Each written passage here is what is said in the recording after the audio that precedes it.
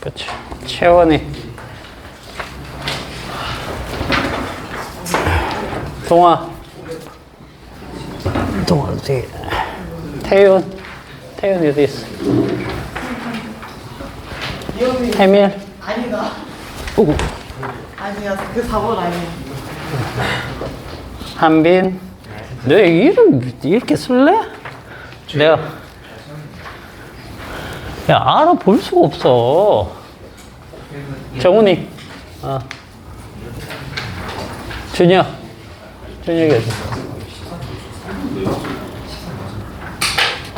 하랑. 수빈. 스로. 조한. 현우. 차현우. 유진.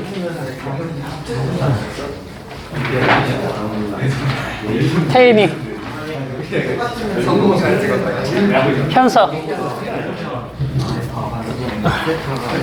원비. 아이샤.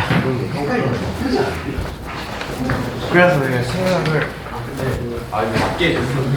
그리고 거기 3번에 정답을 같다라고 한 사람들은 일단 맞다라고 해줬어요. 크거나 같답니다. 크거나 같다 조건이. 자, 일단 1번부터 한번 보고 갑시다. 보고. 자, 저번 시간 수업 들은 사람들도 있지만 또 못 들었던 사람들도 있을 것 같으니까 한번 보죠. 지금 1번은 보시면 이제 뭐가 주어졌냐면 파면이 주어졌습니다. 여기가 매질 1이고 여기가 2죠. 근데 파면이 이렇게 주어졌다는 거지. 이게 파면이라는 거예요. 에? 파면이 뭐예요? 뭘 파면이라고 하죠?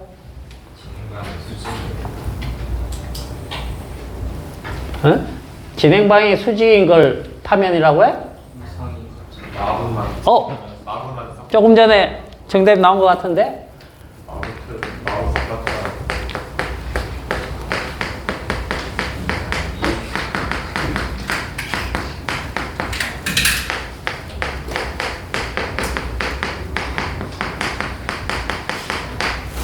위상이 같은 점들. 예를 들면 마루면 마루끼리 쭉 연결하거나 골이면 골끼리 쭉 연결하거나 마디면 마디끼리 쭉 연결하거나 그런 것들을 얘기하는 거예요. 알겠죠? 그렇기 때문에 위상이 같은 점들을 이은 선이나 면이기 때문에 반드시 진행 방향의 수직일 수밖에 없다라는 거지. 알겠지? 그래서 지금 A와 B, 그 다음에 A-와 B- 이렇게 나와 있어요. 이게 파면인데, 여기가 이제 직각이고, 여기가 직각입니다. 그러면 어떤 선이 이렇게 진행을 했다는 거죠. 이렇게. 그죠? 그럼 여기 법선이 예를 들어서 이렇게 있을 때, 그죠? 여기에 수직으로 진행을 하게 되면 이렇게 간다는 거죠. 진행방이 꺾였다는 거니까 이게 굴절 현상이 일어났다는 거죠. 그죠? 그리고 요 각이 이제 입사각이라고 쳐봅시다. 입사각 I. 그럼 요 각이 굴절각 R이라고 쳤을 때, 그죠? 이 I와 R이 이 그림상에서 어떤 각이 되느냐라고 하면 요 각이 I고 이쪽 각이 R이 됩니다. 요건 뭐 여러분들 잘 알 수 있겠죠. 그죠? 자, 여기 크게 그려주면 이렇게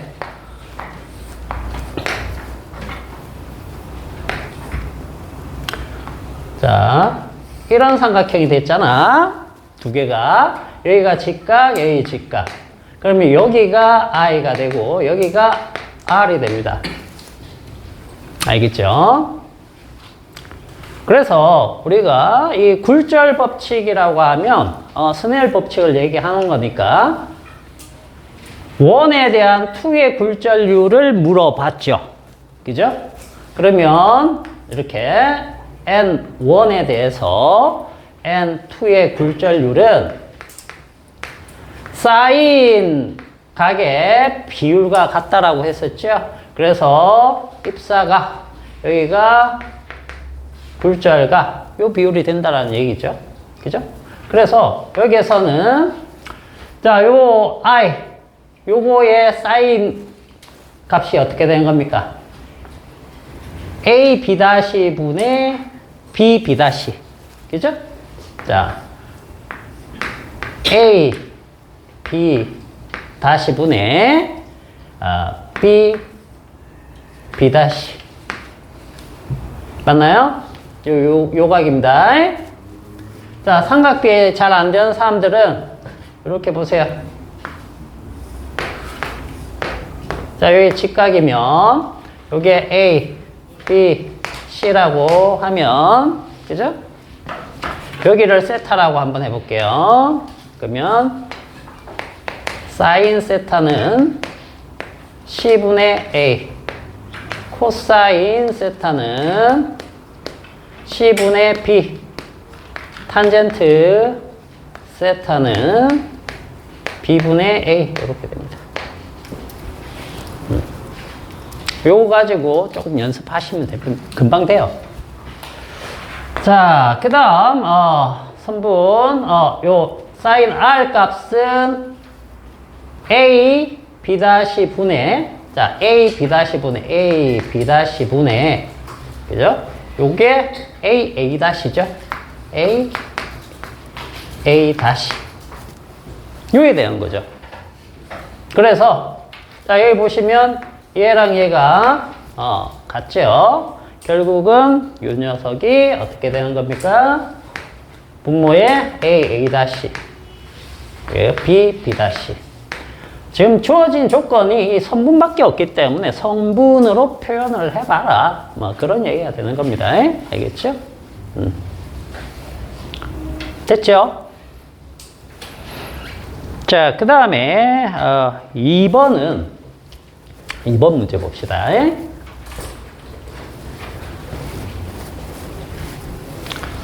자, 2번 여기다가 한번 표현해 볼게요.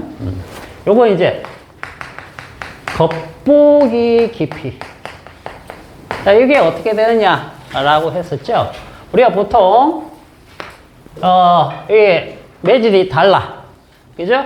매질이 다를 때 이쪽에서 실제 깊이가 P점이다 라고 했을 때 여기에서 눈으로 보게 되면 P점에서 요게 만약에 물이고 요게 공기다 라고 하면 이렇게 가다가 꺾여서 눈으로 들어간다고 했거든요.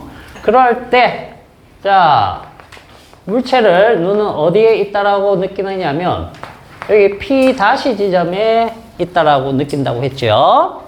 눈과 일직선이 되는 지점. 그래서 여기가 H라고 하면 요게 이제 겉보기 깊이가 되는 겁니다. H 다시인데 요 관계가 저번 시간에 우리가 공부했을 때 이렇게 나왔어요. H 다시는 N분의 H. 자, 이 N은 요게 굴절률이죠. 그죠? 여기에 굴절률. 자, 그런데 지금 문제는 뭐냐면 층이 2개입니다. 층이 2개. 하나는 유리고 하나는 물이죠. 그죠? 요 깊이가 이렇게 나와 있네요. 나와 있으면 이건 어떻게 되느냐 하면 결국 이렇게 와서 꺾이고 다시 꺾이기 때문에 자, 여기에서 나타나는 깊이랑 여기에서 나타나는 겉보기 깊이 두 가지가 나오겠죠? 그죠? 이 두 가지를 어떻게 하면 됩니까? 더해주면 되겠죠. 그죠? 그래서 요건 좀 지울게요. 요건.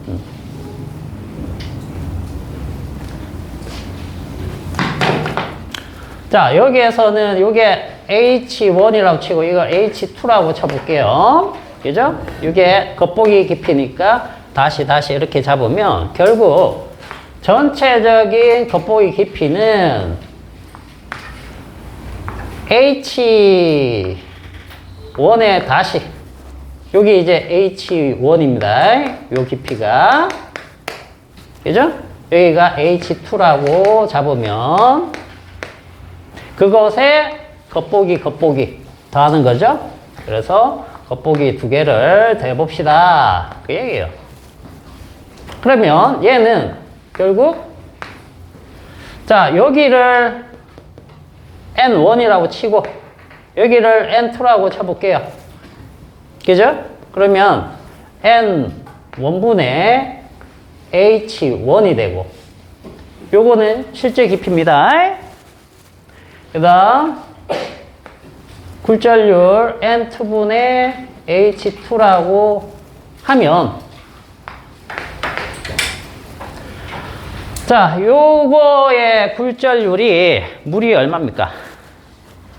물과 유리 순서가 되니까 3분의 4네요. 3분의 4. 자, 물의 깊이가 여기가 12죠. 자, 12cm에다가 굴절률을 나눠야 되니까 역수로 곱해주면 되겠죠? 3분의 4 역수니까 4분의 3. 그지? 그 다음에, 자, 요게 6cm입니다. 그죠? 6cm 곱하기 역수로 곱해주면 3분의 1을 곱하면 되겠네. 자, 요거 계산하시면 되겠죠. 그럼 여기가 9가 나오고, 여기가 4가 나오니까 13cm가 되겠네. 됐죠? 자, 그 다음에 3번 보세요. 3번. 3번은 자 이렇게 튕겨서 이렇게 가고 있네요. 전반사 문제입니다. 예. 자 여기 세타가 이렇게 튕겨 나가는데 전반사 하려면은 입사각 세타는 어떤 조건을 만족해야 되겠느냐 이거였죠. 그러면 일단 여기가 미라에서 이 소쪽으로 이렇게 가야 되는데 그러면 꺾일 때 이렇게 꺾이겠죠. 자 입사각하고 굴절각 봤을 때 굴절각이 더 크죠. 그죠? 이러면 이제 가능합니다. 가능해요. 가능한데 어떤 형태가 돼야 되느냐 하면 여기가 이제 이렇게 볼게요. 여기가 IC가 뭐죠? IC 임계각이라고 해볼게요. 임계각일 때 자 임계각이 되면 굴절각이 얼마입니까? 90도가 나와야 되겠죠. 그죠? 그래서 자 임계각을 먼저 생각을 해봅시다. 임계각은 자 여기 우리 굴절 법칙 쓰면 여기를 N1 여기 N2라고 잡으면 N1이 사인 값이 얼마? 90도일 때 그죠? 임계각만 먼저 구해보면 N2 그 다음에 사인 IC 이렇게 하면 요게 이제 딱 임계각일 때의 각도가 되겠죠. 그죠? 그러면 자 사인 IC 요것은 사인 90도가 얼마야? 1. 그 다음에 여기가 뭐라고 되어 있어요? 여기가 굴절률이 1인 공기다 라고 했죠. 그죠? 여기가 1.3 여기가 1 그죠? 자 그러면은 여기가 1이고 요것도 1이니까 1 나누기 자 N2로 나누니까 1.3이 되겠네요. 그죠? 그러면 IC는 사인 IC는 요렇게 됐을 때 인계각이 되네요. 그러면 전반사가 일어나려면 어떻게 돼야 되는 겁니까? 전반사는 세타가 뭐보다 커야 돼요? 인계각보다 커야 되겠지요? 그죠? 그럼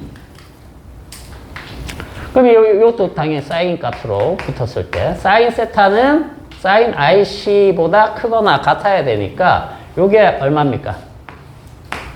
1.3이죠. 그죠? 그래서 사인 세타는 보다 크다. 같거나 크다. 뭐랑? 요거보다. 그래서 13분의 15로 표현한 것도 다 맞죠? 그죠? 이렇게 표현하시면 됩니다. 조건이. 됐지? 그래서 요거 빼먹은 사람들 그냥 일단 선생님이 맞는 걸로 해줬어요. 알겠죠? 자, 그 다음 4번에 자, 4번은 여기 지워도 되겠나? 여기를 줄까?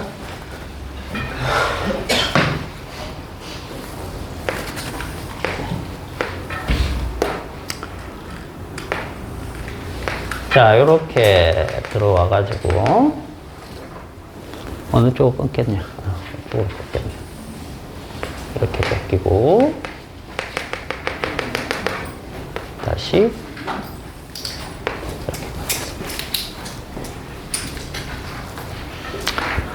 자, 지금 A, B, C, D가 여기가 A,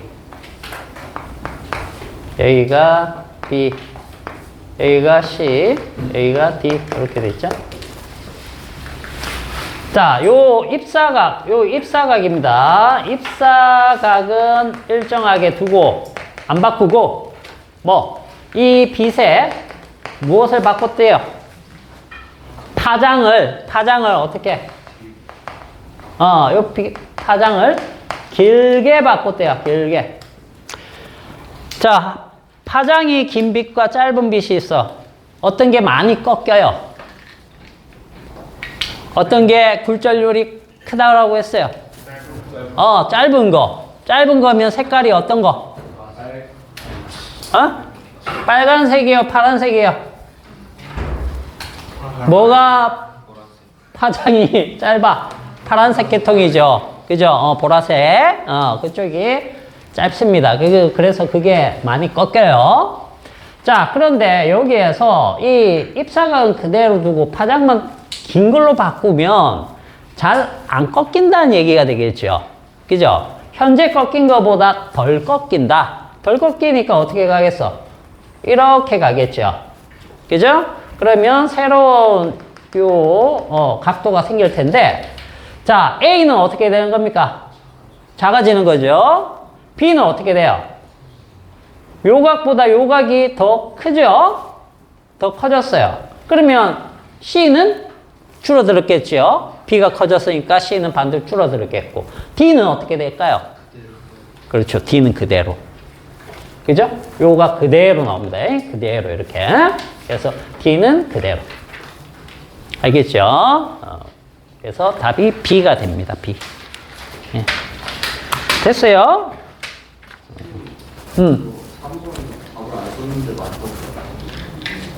그래?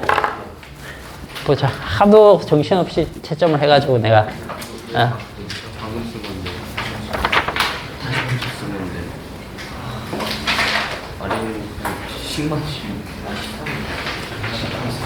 이거 보고 선생님이 맞다라고 했나 보다.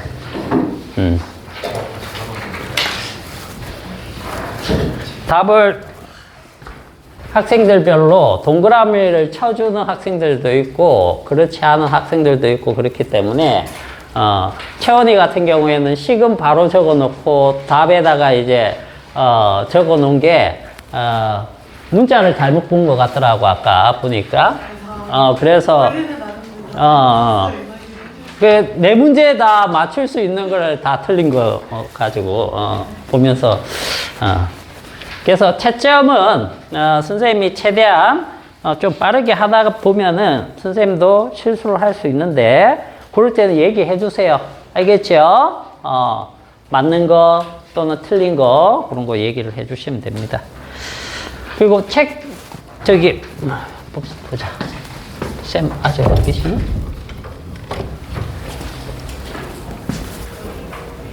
다 어디 가셨대?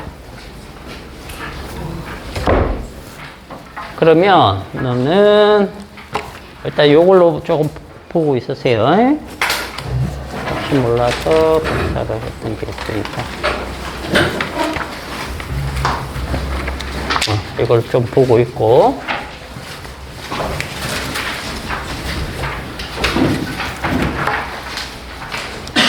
동호야, 그 영상 잘 나오고 있지?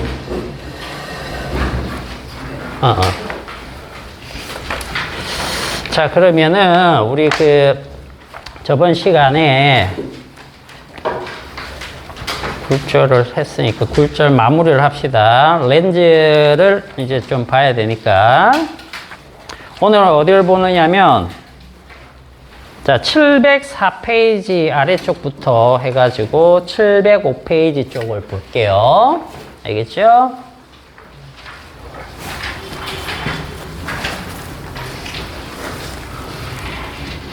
치워도 되죠, 이제?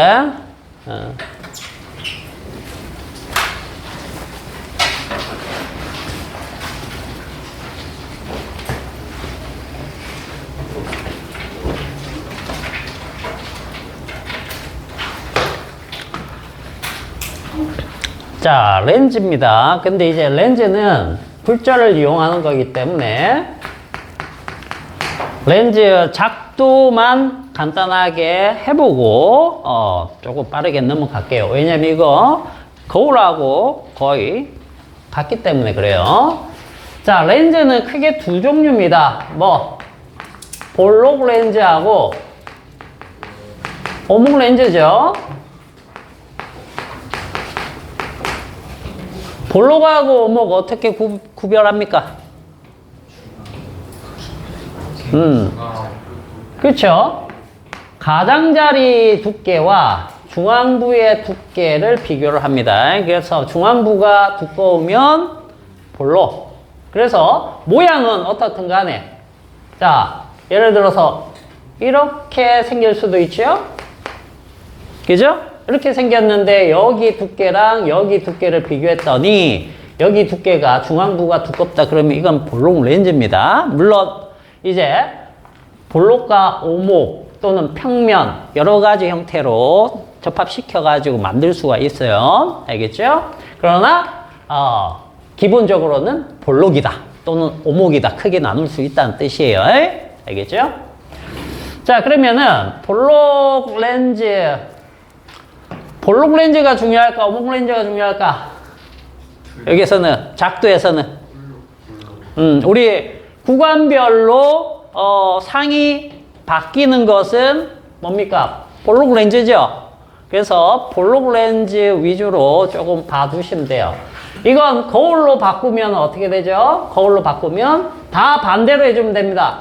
거울이 되면 오목, 거울 이렇게 생각하시고, 렌즈에서 거울로 바뀌면 볼록, 거울. 성질이 같다는 얘기예요. 요게 빛을 어떻게 해주는 겁니까? 빛을 모읍니다. 얘는 빛을 퍼지게 하죠. 그래서 초점이 볼록 렌즈는 어때요? 실제 빛이 모입니다. 그래서 이걸 얘는 실초점을 가진다라고 해요. 그리고 얘는 초점에서 나가는 것처럼 되기 때문에 실제 빛이 만나서 초점을 만드는 게 아니고 연장선이 만납니다. 알겠죠? 그래서 얘는 헛초점이 되는 거예요. 그래서 우리가 렌즈 공식이나 아니면 거울 공식을 쓸 때, 그죠? 초점의 부호를 얘네들은 플러스를 쓰고 얘는 마이너스를 씁니다. 알겠죠? 렌즈 공식을 쓸 때 또는 거울 공식을 쓸 때 참고를 하시면 돼요. 그래서 여기 705페이지 제일 아래쪽에 보시면 렌즈 공식이 나와 있을 텐데 A분의 1 플러스 B분의 1은 F분의 1 이렇게 돼 있는 거 있죠. 거기에서 이제 거기 초점이 F인데 F를 이제 볼록 렌즈냐 오목 렌즈냐에 따라서 부호를 그렇게 달리 쓰기 때문에 알아두시고, 자, 그 다음 작도를 한번 보죠. 작도.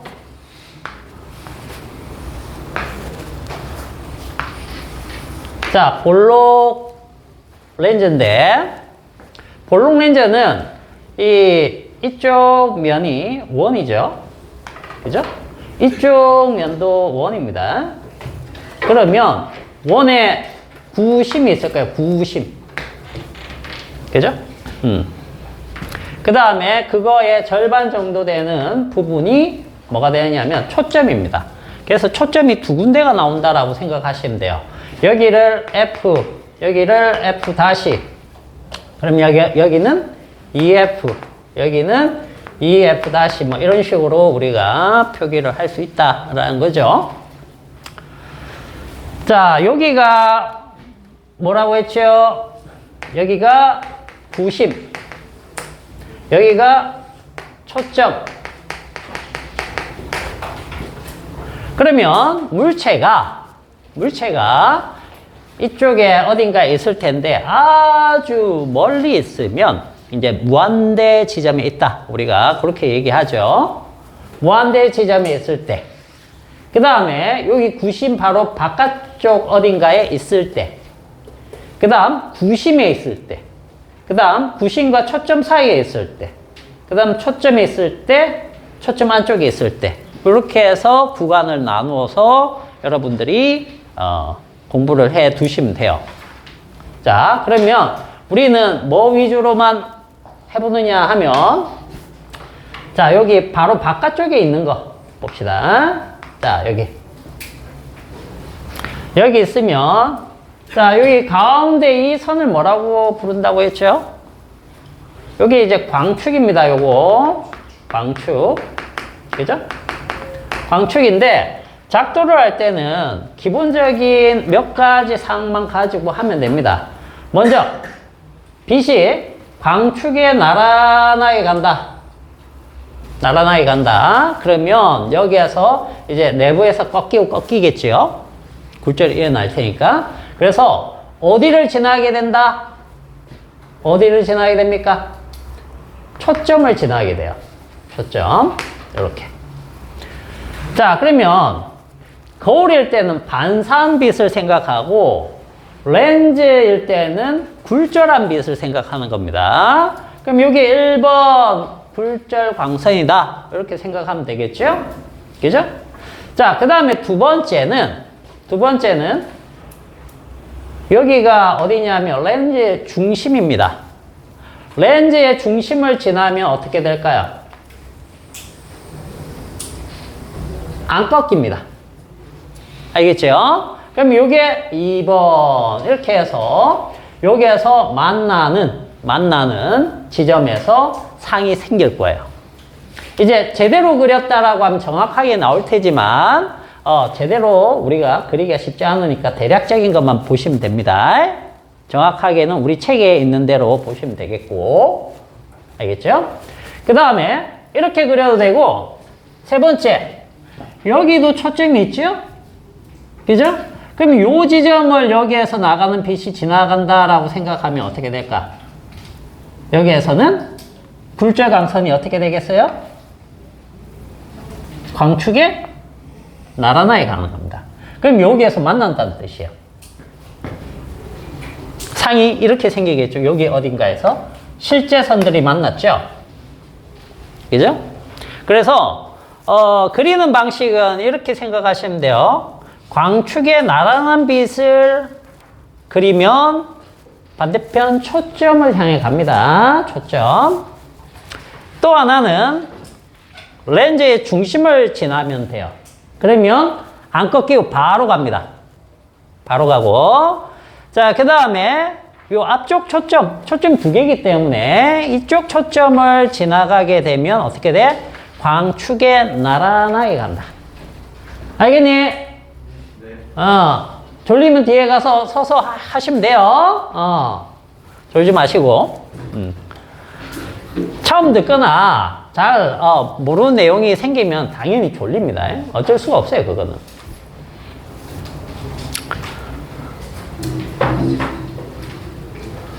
자, 그래서 복습 꼭 하시고, 알겠죠? 자, 요런 상이 여기 생겼죠? 자, 요 상은 이름을 어떻게 붙입니까? 거꾸로 섰기 때문에 돌입. 그 다음에 굴절광선, 실제 굴절광선들이 만났기 때문에 실상이라고 합니다. 실상. 그래서 돌입 실상이 되겠죠? 돌입 실상. 자, 요 상과 요 상의 크기는 어떨까요? 진짜로? 진짜로? 모른다고? 야, 그걸 공부해놓고 모른다 그러면 어떡해?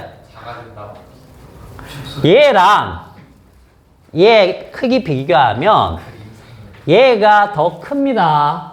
얘가 오히려 작아요. 이거 돋보기인데요, 쌤. 돋보기인데 왜 작지요? 구간별로 다 다릅니다. 알겠습니까? 그러면 자, 멀리 있으면 당연히 적은데 점점점 렌즈에 가까이 올수록 커집니다. 커지다가 보면은 크기가 같아지는 지점이 생길 거 아니야. 네. 크기가 같아지는 지점이 어딘지를 판단하면 간단해져요. 알겠죠? 그렇죠? 여기에서부터 구심에서부터 크기가 같아지는 겁니다. 가까워지니까 당연히 커지는데 처음엔 작게 보이다가 점점 커지는 겁니다. 근데 여기 구심점이 뭐냐면 이 실물의 크기를 A라고 하고 하면 안 되겠죠? M이라고 하고 요 크기 M 요게 뭐 L로 하자. L 요걸 L' 이렇게 합시다. 자, 그러면 L하고 L'는 같아지는 지점이 여기다. 그러면 자, 요 구심을 더 들어오게 되면은 그때부터는 더 커지겠네요. 그죠? 더 커진다는 얘기죠. 자, 그래서 여기에 딱 들어왔어요. 여기 들어오더라도 1번 선은 안 바뀝니다. 2번이나 3번 선이 바뀌겠죠? 그죠? 이렇게 됐을 때, 지금 요 선만 한번 봅시다. 요 3번 선. 3번 선이 지나간 각도보다 더 크게 꺾이겠죠? 그죠? 그럼 여기서부터 쭉 가기 때문에 여기 어딘가에서 만난다는 뜻이 되겠죠? 그죠? 그래서 여기 안으로 들어오면 여전히 이쪽 편에서 만나기 때문에 돌입상이 생기고 그 다음에 실제 굴절선이 만나니까 실상, 돌입실상인데 확대된 돌입실상이 생기는 거예요. 요 구간에서는. 알겠어요? 그럼 계속해서 커지기만 하느냐? 아니라는 거죠. 어느 지점? 초점에서는 뭐가 바뀌기 시작하는 겁니까? 상이 돌입에서 정립으로 바뀌는 지점이 될 거예요. 그래서 여기 초점에서는 상이 안 맺힙니다. 상이 안 맺혀요. 안 맺히는데 여기를 지나치면 어떻게 되는 겁니까? 여기를 지나치면 돌입에서 정립이라고 하면 바로 쓰는 걸 얘기하는 겁니다. 똑바로 쓰는 거예요. 이쪽 어딘가에서 이제 바로 쓰게 되는 거예요. 정립허상이 되는 겁니다. 정립허상인데 확대되겠죠? 그죠? 그래서 자, 여기 오면은 여기서 가는 것과 여기를 지나가는 게 나란하게 되는 겁니다. 나란하게. 그래서 상이 아예 안 생겨요. 상이 안 생겨. 근데 이쪽 안으로 들어오게 되면 달라진다는 거죠. 이렇게 지나가고 여기서 이렇게 가니까 여기가 벌어져. 그러니까 실제로 만날 수는 없죠. 굴절선이. 그러나 연장선이 쭉 가서 만나면 여기 어딘가에서 상이 이렇게 서버린다는 거예요. 그러니까 확대된 정립 허상이 되는 겁니다. 알겠죠? 그래서 구간별로 나눌 때 중요 포인트는 어디가 된다? 이 구심과 이 F 지점과 이 F 초점 지점을 생각하고 가까워지면 크기가 점점 커지는데 크기가 같아지는 지점이 구심. 그죠? 그 다음에 거꾸로 계속 상이 생겼는데 바로 상이 생기는 지점이 초점을 지난 후부터. 오케이? 그렇게 해서 구간을 생각하면 암기도 충분히 됩니다. 표를 보고. 그래서 이 4개가 있지만 실제로 하나만 외우면 다 외워진다는 뜻이 되겠죠. 뭐 자기가 렌즈가 외우기 편하면 볼록 렌즈로 외워도 되고 오목 거울로 외우고 싶으면 오목 거울 하나 외우시면 돼요. 그럼 나머지 둘은 뭔데? 얘는 항상 작고 바로선 상이 생기죠. 그죠? 그래서 항상 축소된 정립 뭐가 생기죠? 허상이 생기는 거죠. 알겠습니까? 요것들은 그냥 하나만 이해하시면 되는 겁니다. 하나만. 저번에 저기 다른 학원에서 요거 볼록 거울 어디서 쓰냐 물어보면서 편의점에 이렇게 감시용 거울로 쓰지 라고 했더니 학생들이 뭐라고 하는 줄 알아요? 요즘 다 카메라인데요. 이거 없어요. 실제로 돌아다녀 보니까 감시용 거울을 쓰는 데는 저기 아직 변두리나 옛날 편의점 그런 데는 쓰고 다 바뀌었더라고. 그죠? 그러나 이제 도로 있죠. 도로. 굽어진 도로의 그 부분에 쓰는 거는 아직도 다 볼록 거울입니다. 얘네들은 왜 쓸까요? 그렇죠. 시야가 넓어집니다. 시야가. 꼭 알아두세요. 자, 이렇게 하고 보시고 그 다음에 오목 렌즈 작도하는 것만 간단하게 보죠. 자, 오목 렌즈는 이렇게 돼 있죠. 그럼 얘도 초점이 이렇게 있을 겁니다. 그죠? 그러면 만약에 여기 서 있다 라고 하면 이렇게 갔을 때 얘는 꺾이는데 꺾일 때 항상 두꺼운 쪽으로 꺾입니다. 두꺼운 쪽이니까 이 바깥쪽이 더 두껍죠? 그래서 이렇게 꺾이는데 꺾일 때 어디에서 나가는 것처럼 이 초점에서 나가는 것처럼 꺾인다는 얘기예요. 알겠죠? 자, 그 다음 여기에서 선을 2개 더 그을 수 있죠? 하나는 어디로 그을까? 이쪽 초점을 향해서 그어봅시다. 이쪽 초점.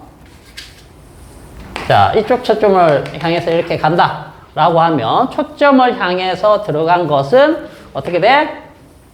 강축에 나란하게 가요. 그러면 얘랑 얘 만나요? 안 만나요? 안 만나죠? 그러면 연장선 뭐 이쪽에서 만나게 되겠네요. 그럼 상이 이렇게 생기겠죠? 그죠? 그래서 축소된 정립 허상이 생기는 겁니다. 이렇게 그으셔도 되고 여기 중심을 바로 이렇게 다이렉트로 지나가는 이 선을 그어도 되겠죠? 그러면 여기 상이 이렇게 생깁니다. 그래서 오목 렌즈는 상이 어디에서 생기느냐 하면 여기에서만 생겨요. 여기에서만. 그러니까 여기에서만 왔다 갔다 하면서 생기기 때문에 항상 바로 서 있고 실물보다 작은 녀석이 되는 겁니다. 알겠죠? 요거 알아두시면 돼요. 자, 그 다음에 렌즈 공식은 그냥 외워두시고요. 자, 706페이지 가시면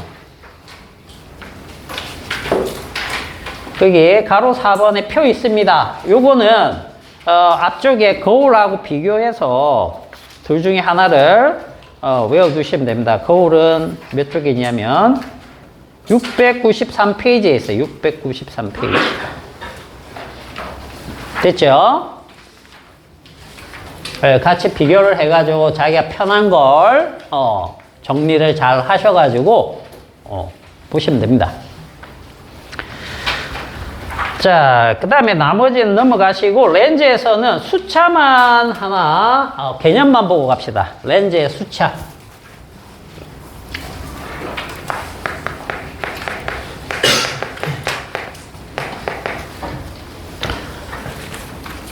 자, 거기 707페이지에 있는 건데 수차는 몇 가지 있지만 우리는 두 가지만 알고 갑시다.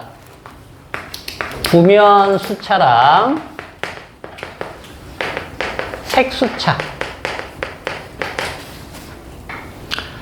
자, 얘들아, 우리 이렇게 볼록 렌즈가 있다라고 해볼게. 광축이 여기 이렇게 있어요. 자, 이쪽에서 들어가는 빛하고 이쪽에서 들어가는 빛이 있습니다. A 빛하고 B 빛이 있다라고 해볼게. 꺾이는 정도가 어느 쪽이 많이 꺾일 것 같아요? A 쪽하고 B 쪽. 어느 쪽이 많이 꺾여? 그건 당연한 거죠. 이 렌즈 면이, 자, 아래쪽, 가운데 쪽은 이렇게 되어 있다라고 치면 가장자리 쪽은 이렇게 되어 있잖아요. 그죠? 많이 비뚤어질수록 많이 꺾입니다. 굴절이라는 거는. 그죠? 그래서 이쪽이 많이 꺾이고 이쪽은 적게 꺾이게 돼 있어요. 그럼 실제로 우리가 여기 초점이라고 했던 지점에서 빛들이 다 만나느냐? 그렇지 않다는 얘기예요. 어긋나게 돼 있다는 얘기입니다. 그죠? 그래서 그게 우리가 말하는 구면수차라고 합니다. 구면수차. 그래서 렌즈가 점점점 커지면 구면수차가 심해져요. 그럼 상이 선명하지가 않겠지요. 그래서 천체망원경 같은 경우에 이렇게 렌즈를 쓰는 망원경을 굴절망원경이라고 합니다. 굴절망원경. 거울을 이용하는 망원경도 있습니다. 그런 건 반사망원경이라고 해요. 근데 이 직경 가지고 렌즈의 직경 가지고 가격대가 달라지기 시작하는데 굴절망원경하고 반사망원경 비교하면 당연히 반사망원경이 훨씬 직경이 커요. 그래도 가격대가 비슷하게 나옵니다. 그럼 왜 그럴까요?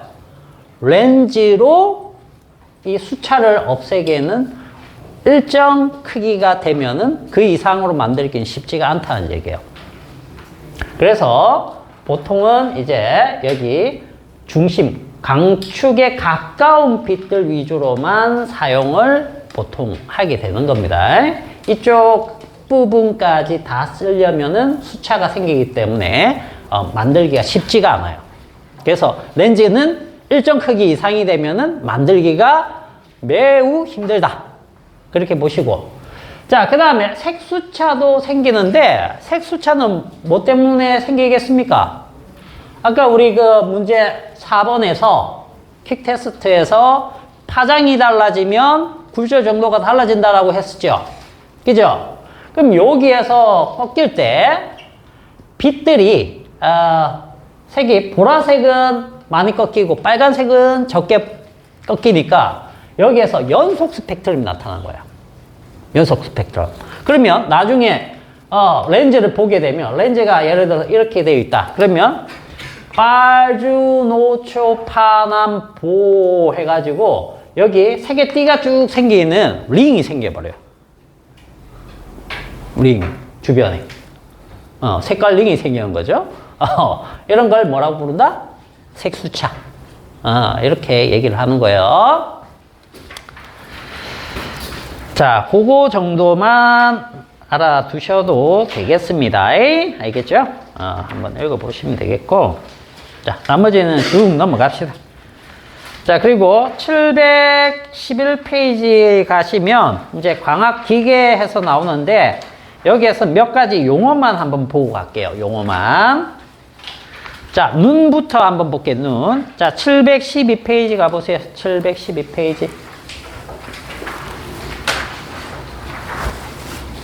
다 보지는 않을 거고 여기 몇 가지만 보겠습니다. 자, 거기에 이제 원점, 근점 이렇게 표현되어 있는데 원점이라는 게 뭡니까? 정상인이 이제 가장 멀리 볼 수 있는 거리. 얘네들 가장 멀리 어디까지 볼 수 있니? 여기 정상 아닌 사람들 많네. 선생님을 포함해가지고. 그죠? 안경 낀 사람들 정상 아니잖아. 그죠? 자, 정상인이 볼 수 있는 가장 먼 거리 어디까지 본다? 100m. 몽골이. 무한대. 근데? 무한대. 무한대면 그러면 다 보이느냐 이거잖아. 어디를 보면 알 수 있어요? 하늘을 보세요. 밤하늘 보세요. 밤하늘 보면은 보여 안 보여? 근데 쌤 그러면은 저기 수만강 년 떨어져 있는 별빛도 보입니까? 보이긴 보이는데 원체 멀리 떨어져 있는 은하의 빛은 오면서 희미해졌죠. 그 희미한 빛을 우리가 모을 정도의 수정체 크기가 안 돼요. 그래서 안 보이는 거지. 거기서 충분히 강한 빛을 보내주면 본다는 얘기예요. 그죠? 그래서 아주 많은 별들을 볼 수 있잖아요, 우리가. 그죠? 그래서 그 희미한 빛조차도 다 모아서 끌어가지고 끌어서 모아서 볼 수 있게 한 게 이제 허블 망원경부터 해가지고 우주 망원경들 띄워놓은 것들 그런 것들 렌즈가 엄청나죠. 직경이 2m 막 이런 거. 물론 이제 허블 망원경은 반사 망원경입니다. 반사 망원경. 뭐 그런 것들. 어쨌든 그런 걸로 막 찍어가지고 우리가 관찰을 하는 겁니다. 지금은 이제 제임스 웹 우주 망원경이 올라가고 이제 허블 망원경이 하던 일을 걔네가 다 대처를 해요. 그래서 그 우주 망원경도 빌릴 수가 있거든요. 물론 개인이 빌릴 수는 없습니다. 단체에서 빌려갖고 여기 좀 찍어봐라. 그러면은 이제 대여를 해갖고 한 방향을 이렇게 계속 볼 수 있죠. 그것도 이제 시간 제한이 있어요. 계속 찍으면은 돈이 무지하게 나간답니다. 뭐 어쨌든 그렇게 해서 지금 이제 인터넷상에 올라오는 선명한 사진들은 이제 전부 제임스 웹이 찍는 걸로 대체되고 있어요. 그래도 아직 허블이 찍어 놓은 게 원체 많아가지고 그죠? 자, 그 다음 근점은 자, 여러분들이 이렇게 가까이 볼 때 선명한 정도가 어디까지인 것 같습니까? 그게 이제 근점이에요. 10cm 정도. 정상인 봤을 때. 알겠습니까? 그보다 가까이 들어오면 왜 흐릿해질까요? 눈이 두 개라서. 눈이 두 개라서?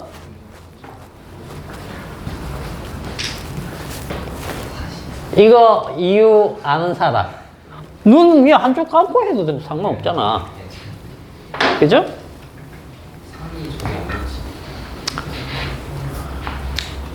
우리 눈에 렌즈는 몇 개 있어요? 한쪽 눈에 몇 개가 있어요? 렌즈. 원래 저기 망원경이나 이렇게 보려면 거리 조절할 때 렌즈가 몇 개 있습니까? 망원경 렌즈는 몇 개예요? 기본적으로 두 개 있어야 되겠죠. 그 둘의 거리를 이렇게 이용을 해가지고 초점을 맞추잖아. 근데 우리 눈에는 렌즈가 몇 개 있다? 한 개. 수정체 하나 딸랑 있어요. 근데 어떻게 맞춰? 거리를 어떻게 맞출까? 우리 수정체는요, 옆에서 보면 볼록렌즈 형태로 생겼잖아. 정면에서 보면 이렇게 동그랗고. 그죠? 이게 순식간에 두께를 조절합니다. 알겠어요? 선모체가 근육인데 걔네가 이거를 조정을 해줘요. 그럼 잡아당기고 놔주고 잡아당기고 놔주고 해서 가까운 곳을 볼 때 두께가 어떻게 될까요? 가까운 곳 볼 때 두꺼워지고 먼 곳을 볼 때 얇아져야 돼요. 알겠어요? 그럼 우리가 지금 이렇게 막 볼 때 순간적으로 이게 얇아졌다 두꺼워졌다 얇아졌다 두꺼워졌다 그걸 막 해주는 겁니다. 대단하죠? 그걸 누가 해줄까? 그래. 니네 머릿속에 있는 뇌 중에 어떤 뇌가 해줄까? 어? 그래 중간뇌 배웠잖아. 네. 그죠? 안구 운동부터 해가지고 그런 거 조절을 해준다고. 눈과 관련된 무의식적인 행동을 다 걔가 해주거든요. 이걸 해준다고.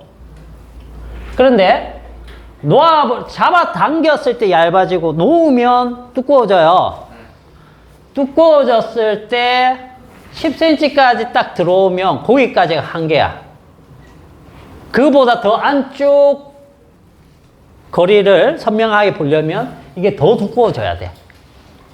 뭔 말인지 알겠어? 근데 수정체는 두꺼운 게 한계가 있잖아. 원래 자기 두께. 그게 정상인이면 10cm까지 볼 수 있다는 뜻이에요. 알겠어요? 잘 잡아당기면 굉장히 얇아지겠죠? 그죠? 그러면 아주 멀리까지 볼 수 있습니다. 여러분들, 안경 낀 사람들은 대부분 멀리까지 못 보는 이유가 뭡니까? 많이 못 당기기 때문에 그래요. 왜 많이 못 당기겠어요? 손모체라고 하는 이 주변 근육이 약해져가지고. 왜? 맨날 이렇게 가까이만 보니까 운동을 안 한 거지. 알겠어요? 안 써가지고 근육이 약한 거야. 근데 수정체의 탄력은 아직 좋거든. 그러니까 놓으면은 두꺼워지니까 여기까지 보는 데는 지장이 없는 거야. 알겠어요? 그래서 시력이 좋아지고 싶으면 몽골인들은 뭐 시력이 엄청 좋다고 그러죠. 왜? 평지니까 맨날 멀리까지 보는 게 그냥 나가면 눈만 뜨면 멀리까지 보는 게 일상이야. 엄청 당기는 거야. 당기는 힘이 엄청 좋다는 거죠. 그죠? 우리도 맨날 그렇게 보고 연습하면 되겠네? 되겠죠.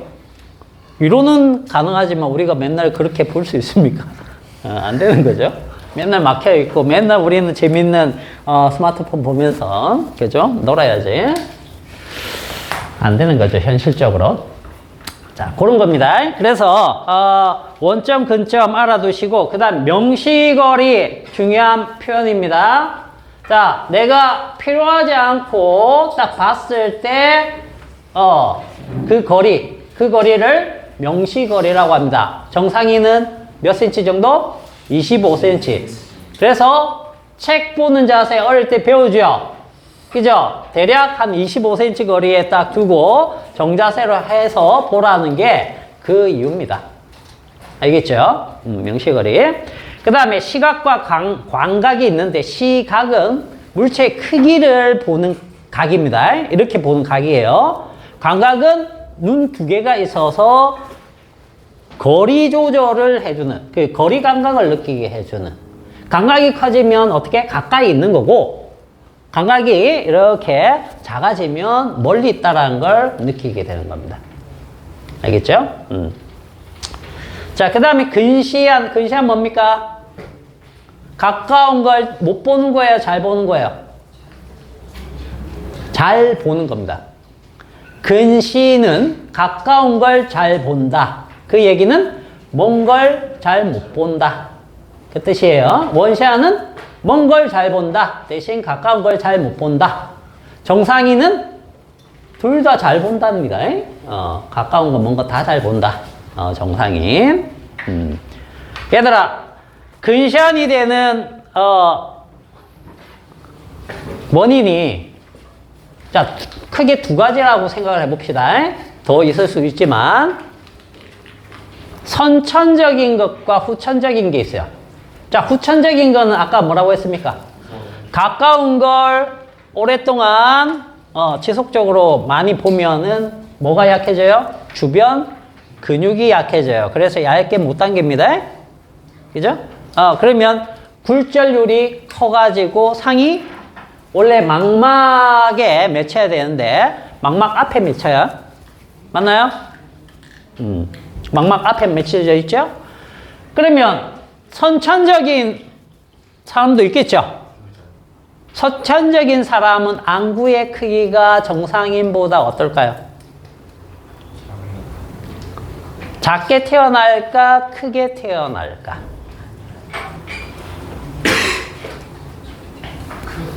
다른 건 다 정상인데 안구의 사이즈만 어떻게? 자, 이거 생각해봐.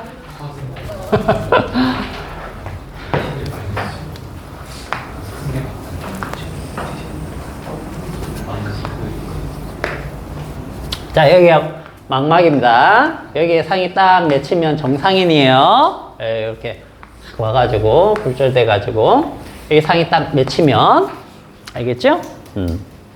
잘 맺히면 정상인입니다. 근데 상이 앞쪽에 이렇게 맺히게 되면 근시라고 했죠? 그죠? 그럼 정상인에 대해서 자 이게 제대로 맺힌 거니까 이게 정상인 안구라고 치면 정상인 안구보다 어떻게 태어나면은 근시로 보인다? 크게 태어나면. 알겠어요? 렌즈 두께나 뭐 다른 건 다 정상인데 안구의 크기가 크게 태어나면은 선천적으로 근시일 수 있어요. 그럼 반대로 안구의 크기가 정상인보다 작게 태어나면 원시가 선천적으로 된다. 그런 얘기입니다. 자, 그 다음에 이제, 뭐, 명시거리 주어졌을 때 뭐, 그 공식들이 있는데 이거는, 안 해도 되겠고요. 여기에서 하나만 보고 갈게요.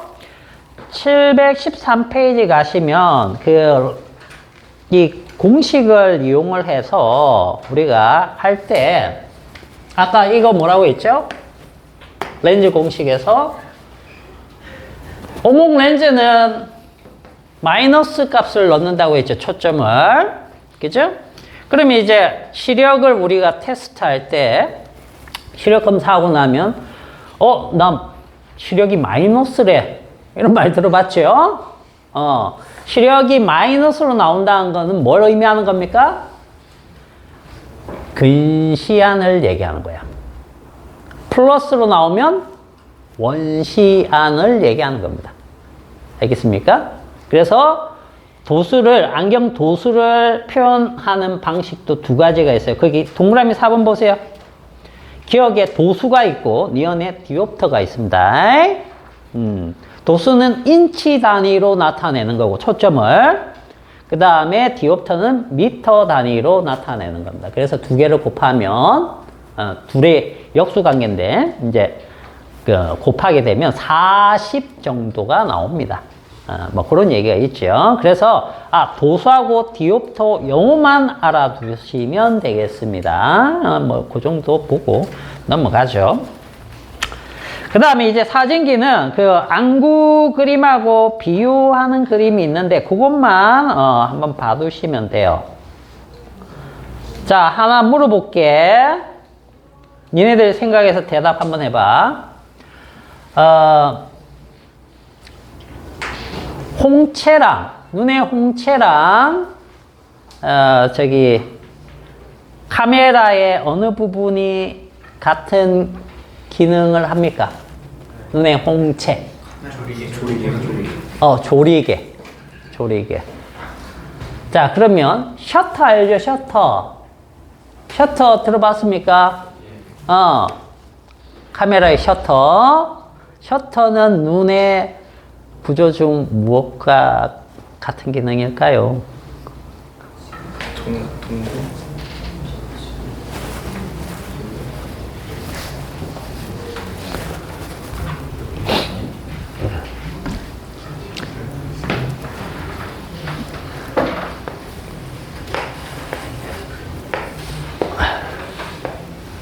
자, 여기 홍채죠? A 동공이죠. 네. 이거 완전히 닫힐 수 있습니까? 없습니까? 없죠. 네. 조리개도 어떻습니까? 완전히 닫힐 수 있어요? 없어요? 없죠. 이걸 조아서 구멍을 작게 만들거나 크게 만들거나 하는 게 조리개예요. 그러면 셔터는 뭡니까? 빛을 완전히 차단시키는 거야. 그죠? 눈꺼풀이 되겠죠. 눈꺼풀이 셔터예요. 알겠죠? 그렇게 생각을 하시면 됩니다. 예. 자, 그 다음에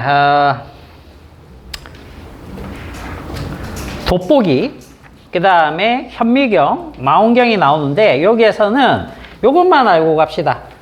돋보기도 현미경도 그 다음에 망원경도 전부 다 상을 어디에 맺히게 하느냐, 어디에 맺히게 하느냐, 그것만 알고 갑시다. 바로 앞에서 배웠던 명시거리에 나타나게. 알겠어요?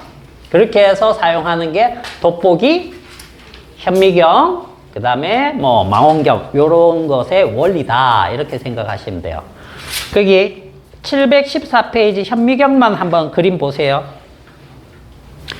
그림만 보세요. 자, A라는 물체가 있습니다. 현미경은 작은 걸 크게 보는 도구죠. A가 뭐 세포나 이런 작은 물체가 될 거예요. 그죠? 그러면 앞에서 렌즈가 이렇게 굴절시켜 가지고 상을 하나 맺히게 하는데, 그 상이 두 번째, 여기 우리 책에서는 대안 렌즈라고 했지만 지금은 접안 렌즈라고 합니다. 알겠죠? 눈으로 이렇게 보는 렌즈. 그곳이 이제 상을 맺히게 할 때 그 그림에서 A-가 A-에 맺히게 되는데, 이 A-가 눈에서 25cm 정도 되는 거리에 상이 생기도록 만든 게 현미경이다. 알겠죠? 명시거리에 나타나게 하는 겁니다. 그래서 우리가 이렇게 보거나 할 때 눈이 피로하지 않고 선명하게 보이는 거리가 되는 거예요. 그래서 망원경도 마찬가지라는 거죠. 망원경도 그런 얘기입니다. 요 망원경 종류는 원체 많아요. 그 광학 망원경과 전파 망원경은 뭔지 알죠? 압니까? 모르는 것 같은데. 들어본 적 있는데. 자, 크게 망원경 종류만 한번 읊고 갈게요. 자, 전파 망원경이 있고 광학 망원경이 있는데, 전파 망원경은 말 그대로 전파를 받아들이는 겁니다. 전파를. 이렇게 생겼어요. 안테나죠, 그죠? 전파 망원경. 전파를 받아들여서 하는 겁니다. 이게 큰 거는, 뭐, 몇 킬로 되는 것도 있고, 엄청나게 큰 것도 있고, 또 크게도 만들 수 있어요. 여러 개를 아주 넓게 배치해가지고, 그런 것들이 있습니다. 근데 광학은 이거는, 가시광선을 이용하는 겁니다. 이거는 가시광선이 아니고 전파. 알겠죠? 빛이 이렇게 되는 겁니다. 저기, 우리가 파장이 짧은 것부터 써보면, 감마선, X선, 그 다음 자외선, 그 다음 가시광선, 그 다음 적외선, 그 다음 이제 마이크로파, 뭐 전파. 이 전파도 종류가 많습니다. 여기를 주로 쓰는 거면 전파 망원경, 여기를 쓰면 광학 망원경, 이렇게 생각하시면 돼요. 광학은 렌즈를 쓰면 굴절, 거울을 쓰면 반사, 이런 식이에요. 갈릴레오, 그 다음에 갈릴레오식, 그 다음에 케플러식, 그리고 뭐 카세그레인식, 그 다음에 뭐 그런 것들은 전부 다 굴절 망원경이에요. 그런데 뉴턴식은 반사 망원경, 뭐 이런 식으로 또 나뉩니다. 그래서 다양한 망원경들이 존재하는데 우리가 이런 것들을 가지고 상황에 맞춰서 관측에 쓴다. 그렇게 보시면 되겠어요. 자, 그리고 요거는 이렇게 넘어가고. 자, 그리고 시간이 거의 다 됐네. 다음 시간에 그러면 해설을 들어가야겠네요. 시간이.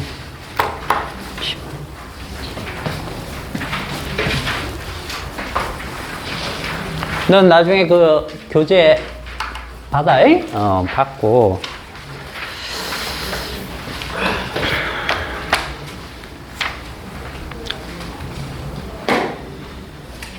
그러면 회절부터는 다음 시간에 하겠습니다. 다음 시간에. 이번 시간 여기까지 합시다.